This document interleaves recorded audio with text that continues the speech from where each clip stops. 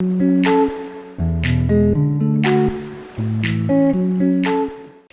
everyone, welcome back to my channel. So today I'm going to do a rundown of my favourite new releases from 2019. It is the end of 2019, we're about to start a brand new decade, I can't believe it.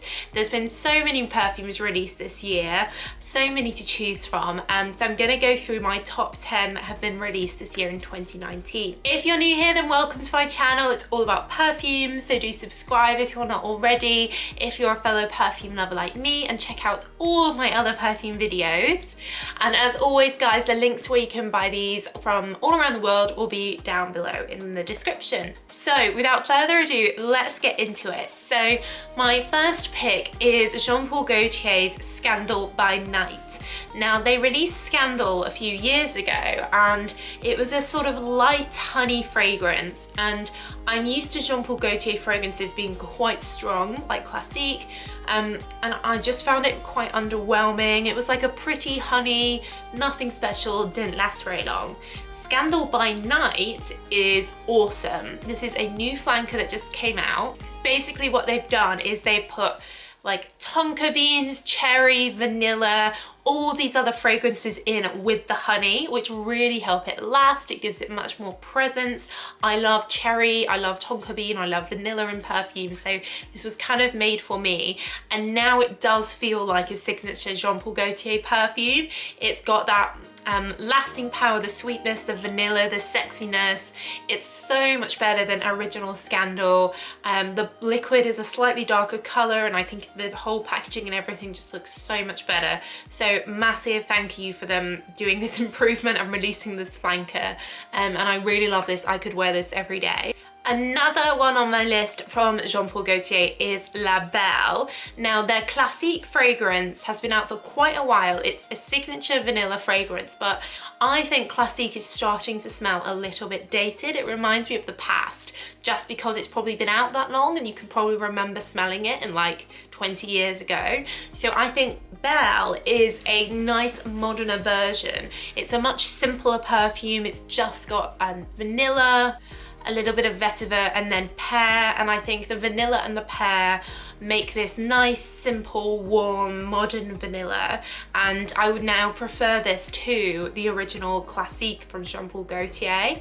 I like the bottle with the pink liquid. I think prefer that to the old one, and I just think that this is probably going to become like their new signature scent rather than Classique, just because I know it's just modern and nicer vanilla. Next on my list is the new one from Valentino, Born in Roma. This is an addition to their Valentino range of perfumes that have all been quite sort of florally, with some almondy ones, but this one's definitely my favorite. I like the pink liquid in the packaging, but the smell, it has berries in and vanilla and cashmere, and it just feels like a little bit more fun and interesting than some of their other ones. It's still quite fresh though, it's not a heavy perfume, so definitely would be for the daytime in my opinion, but I just think this is much improvement on some of their other releases that have been a bit like meh.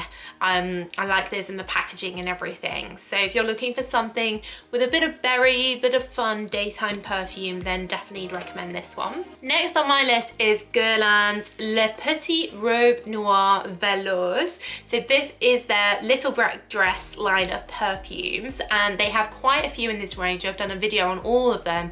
I absolutely love them. I think the bottles and the branding are so classic and pretty. Guerlain of course make amazing perfumes, such a good fragrance house, and this latest addition to the range is lovely. It's a lovely like cherry, almond, tonka bean with rose and florals underneath, so it feels very classy, French. You could wear this at night, you could wear this at daytime. You know, I love the black dress on the packaging and everything. I just love all these perfumes. I'd like to own every one in this range, and they keep bringing out these flankers which are just lovely. So the warmth of the almond really helps us last. This is really good quality perfume, and if you haven't checked these out from Guerlain, definitely check them out next time you see a Guerlain counter. You can often get them online actually at really good prices. I'll find this below for you guys at a good price, but basically they're just absolutely dreamy and quite underrated in my opinion. So next on my list is the flanker from Angel called Eau Croisière. I'm probably pronouncing that wrong. Angel, of course, is known for being quite a heavy praline perfume, and I find it very wintry. This flanker came out in the summertime, and it's basically got that signature Angel smell, but then it has these fun, fruity notes, and I think it's much nicer and much more, I guess, bearable if you find the original Angel too much. I like the packaging. I always have loved the star, and I think adding those orangey bits to it actually, it makes it even prettier. So basically they've added like a mango-y, citrusy, sorbet summer hit to this. So you still have that deep praline, but you, at first especially, you really get like this mango sorbet vibe, and it just feels fun and uplifting and not as heavy and oppressive as original Angel.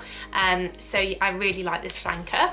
Next on my list is Gucci Guilty Parfum Absolute. Now, I have been quite unimpressed with a lot of the Gucci Guilty range that have come out over the years. I find some of them quite boring and predictable, and I figured this would be just the same, and I was totally taken aback when I smelled this because I think it's awesome, and it has not received the attention it deserved this year in my opinion. It's rose and blackberry with some kind of woody, like woodland notes in it.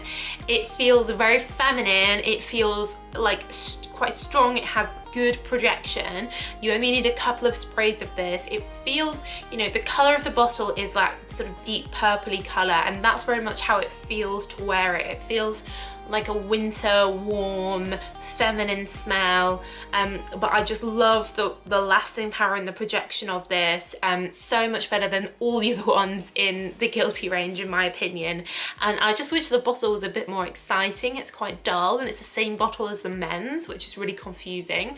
I think they should have released this as a whole new amazing fragrance, and it probably would have done better.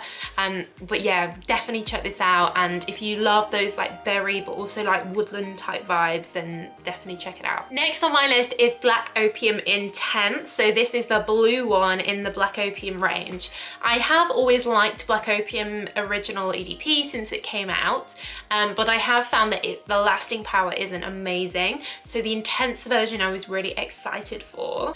So it definitely is heavier with the coffee and the vanilla like the original, but then they've put absinthe in and also licorice, and as this settles down, it really becomes like a party nighttime fragrance. I think this is perfect for Christmas party season, winter parties, and the dry down, just those notes I think really help it last. They make it a little bit more different and interesting, less predictable, less mainstream, and it's just unusual to have things like absinthe in a perfume, so it makes it stand out a little bit more. So if you like those kind of liqueur type smells, then check this out because it's basically Black Opium plus liqueur. Next on my list is Girl of Now Forever. This is the Girl of Now one, which has the pink liquid in from Elie Saab. This came out in the summer, and I feel like it's very spring summer, very fresh and quite uplifting, classy perfume. I think this would be really good for someone perhaps a bit younger, looking for something very simple and fresh, or perhaps for work or just daytime. It's very uplifting. It's got almond and rose, but then it's got citrus notes in, it's got a bit of raspberry in, but then it's got cashmere in, it's got patchouli to help it last. It's just a very classic mix of typical female fragrance notes mixed together to just create this like spring-like freshness.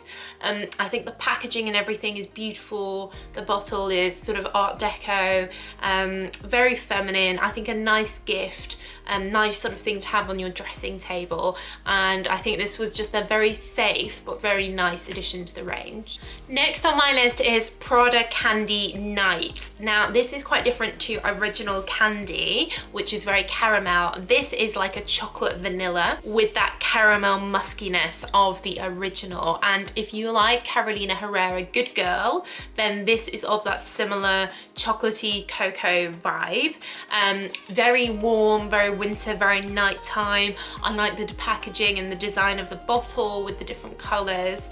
And I think the whole Prada Candy range, if you like sweet caramel perfumes, is really quite underrated. They have some really interesting ones in that range, and they're quite good for lasting as well.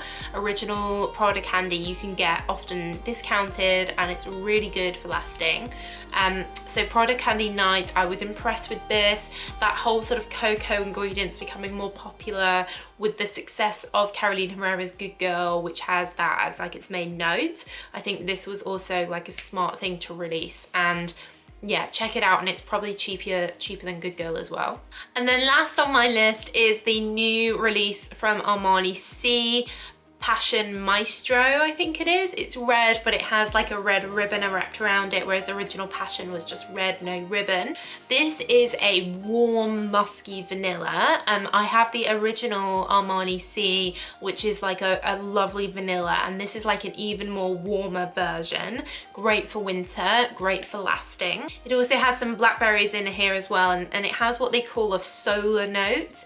I don't know how this fragrance note is created. I'm sure it must be synthetic, but it basically is that feeling of like the sun shining on you, like that warmth. It has that in the vanilla, which makes this like super warming and comforting, I think, especially when it's cold. So a nice addition, and the little ribbon on the bottle I think is cute. So that's my rundown of my favourite new releases from 2019. Let me know what you've liked in 2019 down below in the comments, and I'm so excited to see what 2020 has in store for us. But that's it guys, so thank you so much for watching, and I'll see you again real soon. Bye!